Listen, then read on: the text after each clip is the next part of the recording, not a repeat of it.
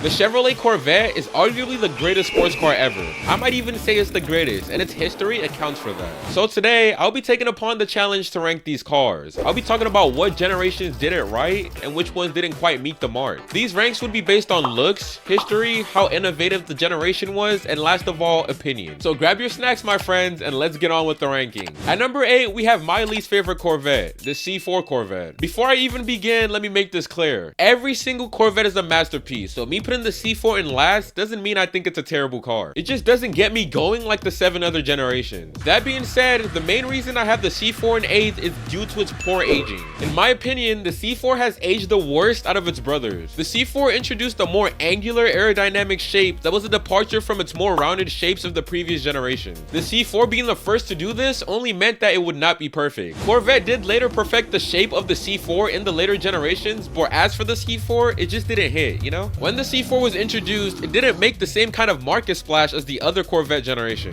Its reception was somewhat meh, partly because it coincided with a period of intense competition from both domestic and foreign sports cars. Cars like the BMW E30 and E36, the Mazda RX-7, the Porsche 944, and even America's own Ford Mustang SVT Cobra all overshadowed the C4's debut. It made it less memorable than the other Corvettes. And oh yeah, have you seen the interior of this car? It has aged so poorly. It's cheap, it's not pleasing, it's plasticky. I could go on, but I think you get the point. The C4 isn't all bad though. It did have the ZR1, which is a standout during its run. It set international and world records in speed and endurance, including covering 4,221 miles at an average speed of 175 miles per hour in only 24 hours. Yeah, this car was bulletproof. At the end of the day, I think the C4 is a great car. It's just not as appealing as the other 7 cars. For this next one, it hurts me to put this car so low in 7th place, but I did think long and hard. That's the original Corvette. The only reason I don't have this car in last is because it's the original Corvette. I gotta give it respect where it's due. It quickly became a symbol of status and style. The reason I have it so low is other than the cultural impact, this car didn't have anything that the other Vettes didn't. This makes sense, especially considering that it was released in 1953, but I think it will be unfair to the other Vettes if I rank this any higher. The early C1s didn't come with any features that would typically define a sports car, like a manual transmission or a high-performance engine. It was later on, around 1955, where the first V8 was offered. That made the initial launch of the C1 not appealing to enthusiasts. It was equipped with an inline 6 which produced 150 horsepower, which is underpowered for a sports car even for the 50s. The early models also faced several quality control issues. The use of fiberglass for its body was innovative at its time, but it also led to inconsistency in build quality. When it comes to looks, I think the C1 is okay as well. I don't think this car is ugly, but it's definitely dated. Anyone in their right sense can tell you instantly that this car wasn't made anytime recently. Also, the technology, the interior, the practicality, all this wasn't great, but I just feel like everything just ties back to the fact it was the first Corvette. That's the main reason I will give this car a pass. And another positive, I guess you could say that it laid the groundwork for Corvette's involvement in racing. Keep that in mind, because I will be bringing up racing for some of the next Corvettes. In 6th place, we have one of the most recent Corvettes, the C8. I have the C8 this low for quite a few reasons. Number 1, it looks nothing like a Corvette, so I think it would be insulting to rank this any higher. I'm sure we can all agree that yeah, this car looks good, but it's taken the route of an Italian supercar rather than the American sports car we all know and love. Another main reason is that the C8 is fairly new. What does this mean? It means the car still has a lot to prove. Because it's new, the C8 hasn't had much time to establish a long-term reputation or cultural impact compared to the older generations. While the C8 has been praised for its performance and handling, the significant change in its engine placement and overall design has been controversial. It will grow in a lot of people though, it always does. Me personally, I see nothing wrong. In fact, I think it's innovative that the Corvette has switched to a mid-engine layout. It's improved in performance and handling, but I completely understand the reason why this car might not be as beloved. Another reason is that this car is the only Corvette without the option of a manual transmission, and that is a complete turn-off to many enthusiasts. I personally don't care because I do love a DCT, but that's just another reason why the C8 is so low. Although it's a huge difference in styling and engineering from the previous generation, the C8 isn't all bad though. I mean, it isn't even that bad at all. This is the most modern technology Corvette to date, and its interior quality is a significant step up from the previous models. And this car is more practical than you would think. I think the C8 will grow on a lot of people. I mean, the Z06 alone made me change my whole perspective on this car. I can't even imagine what the upcoming ZR1 would do. At the end of the day, only time will tell. Coming in 5th place, we have the C3 Corvette. I feel like the C3 has the perfect balance between iconic status and its flaws, particularly in the later models. The C3, introduced in 1968 all the way to 1982, is probably the most visually distinctive Corvette ever produced. The design is not for everyone, but me personally, I love it. I think the dramatic curves and the futuristic look define the muscle car era. The styling alone makes makes it one of the most recognizable and iconic models in the Corvette history. The C3 had a significant cultural impact during its run, appearing in a lot of movies, TV shows, films, and just video games. This solidified its image as the typical American sports car. The early models were powerful and highly sought after, especially the big block version. However, performance declined in the mid-1970s due to emission regulations, with later models being less powerful and generally considered less desirable among performance enthusiasts. During the 1970s, the automotive industry in the United States faced significant challenges with build quality, and they were notable in the later years of the Corvette C3. While the C3 made substantial contributions to the Corvette legacy, it didn't introduce as significant mechanical or technological innovations as the other models like the C4 and the C2. Its performance, particularly in the later years, didn't keep pace with evolving sports car standards, which were being set by both domestic and international competitors. In fourth place, we have what I like to think as one of the best looking generations, the C5. The C5 Corvette played a significant role in advancing the Corvette brand and advancing its technology and performance. Introduced in 1997, the C5 represented a major technological overhaul from its predecessor, the C4. It was built on a whole new platform, a hydroformed box frame which provided increased structural stability and a better base for handling. This was a foundational change that greatly improved the car's dynamics. The C5 featured the new LS1 V8 engine, which was not only more powerful but also more efficient. This engine delivered 345 horsepower, which was a substantial improvement over the C4. The C5's performance was further enhanced by its near 50-50 weight distribution, making it a more balanced and capable sports car. In 2001, the introduction of the C5 Z06 brought a whole new beast to the market. The Z06 was a track-focused version which was lighter and featured a more powerful engine. It included upgrades like a stiffer suspension, which made it a favorite among enthusiasts. The C5 is one of the most significant turning points for the Vets, and that's why I have it at 4. We're closing in on the final 3 cars, and if you've made it this far, you're clearly enjoying the video. Why not take 5 seconds out of your day to like and subscribe, my friend? Coming in at the number 3 spot is what a lot of people consider to be their favorite generation, the C6. The C6 continued with the evolutionary LS engine series, starting with the LS2 that offered 400 horsepower and later transitioned to the more powerful LS3. This generation of Corvettes brought significant improvements in power, acceleration, and overall driving dynamics, making it a stronger competitor in the global sports car market. The C6 Z06 was a standout model that was introduced with the LS7 engine, a 7-liter V8 that produced 505 horsepower. This model was not only faster, but it also featured a lightweight aluminum frame and carbon fiber components, setting new standards for the American sports car performance. By the time of the C6, Corvette had integrated a more advanced technology in terms of safety,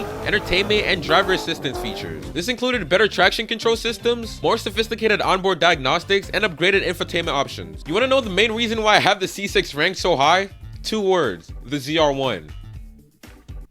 Wait, is the ZR1 one word or 3? Anyways, the reintroduction of the ZR1 in 2009 with the supercharged 6.2-liter engine producing 638 horsepower made headlines for being one of the most powerful American cars at the time, further cementing the Corvette's reputation as a performance leader. The ZR1 really put America on the map, to say the least. It outperformed cars that were up to 3 times its price, which made it one of the pinnacles of automotive engineering, not just American cars. The C6 is probably one of the most timeless Corvettes, and for that alone, it 100% deserves the top 3 spot. We've made it to the final 2 cars, and trust me when I say this, picking the number 2 choice was not an easy decision, considering this is my all-time dream car. But I have to stay fair. In number 2, I have the C7 Corvette. Introduced in 2014, the C7 made a bold statement with its sharp, aggressive styling. This design was a significant departure from the smoother lines of the C6, featuring a more angular contour, advanced aerodynamics elements, and a modern look that resonated well with the younger demographic, like myself. The C7 design perfectly blended the classic Corvette look with the modern one, making it stand out in the lineup. I personally think the C7 is the best looking out the group. I might be biased, but that's just my opinion. The C7 brought substantial upgrades in performance. It launched with the LT1 6.2-liter V8, which delivered 455 horsepower. And then it later introduced the supercharged LT4 in the Z06, which boasted 650 horsepower. This generation marked a leap forward in performance, bringing near supercar level speed and handling to the Corvette range at a fraction of the cost of its competitors. Historically, Corvettes weren't known for their interior quality. Well, the C7 changed that. It had a luxurious and well-crafted cabin that could rival European sports cars. High-quality materials, improved ergonomics, and a driver-focused cockpit made the C7 a pleasant place to be in, whether on a cross-country tour or carving corners at a track. The C7 struck an excellent balance between performance, usability, and affordability. It was praised for its dynamic capabilities and comfort, making it a great daily driver and a competent performance vehicle. I could glaze this car all day long, but we have to move on to the number 1 spot. And that is the one and only C2, the pinnacle of the Corvette Corvette lineage. Introduced in 1963, the C2 featured a dramatic new styling that was a major departure from anything we've seen before in the American automotive market. Its sleek, aggressive lines were inspired by the Jaguar E-Type and the Stingray Racer concept car designed by Bill Mitchell. This generation introduced the split rear window in the 1963 Coupe, a distinctive design feature that, although only for 1 year, became one of the most recognizable and beloved aspects of Corvette history. While the first generation Corvette established the nameplate, the C2 cemented the Corvette's reputation as a genuine sports car, which was capable of competing with the best in the world. This shift in perception was crucial for Corvette's longevity and their success. The C2 quickly became a symbol of American power and performance during the 1960s, appearing in countless movies, TV shows, and even referenced in popular music. Its image was associated with speed, style, and the youth culture of the era, which is moving towards a more expensive and exciting lifestyle. Today, the C2 is one of the most sought-after collectible cars in the market. The models, especially those with the rare engines and the configurations like the split-window coupe or the Z06 package, demand high prices and are treasured from collectors around the world. And for these reasons, it won't be right to give the #1 spot to any other car but the C2 Corvette. So there we have it, every single generation of the Corvette ranked. Do you agree with my list? Do you disagree? Let me know in the comments. If you want to watch another video on American cars that I guarantee you nobody hates, click right there. Until next time, my friends.